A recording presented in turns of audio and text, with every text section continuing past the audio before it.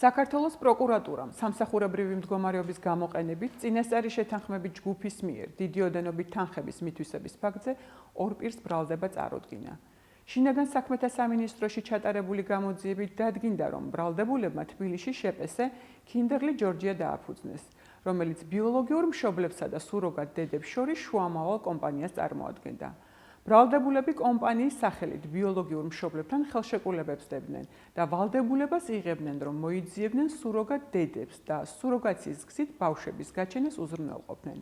აღნიშნული გზით ბრალდებულებმა ჩინეთის რესპუბლიკის მოქალაქეებისაგან მოიზიდეს დიდი ოდენობით თანხები და სუროგატი დედების სხვადასხვა ხარჯების და ხელშეკრულებით გათვალისწინებული ანაზღაურების დაფარვის ნაცვლად სამსახურებრივი მდგომარეობის გამოყენებით ჯგუფურად მიითვისეს როგორც პოტენციური მშობლების, ასევე სუროგატი დედების კუთვნილი 670,000 ამერიკულ დოლარზე მეტი თანხა.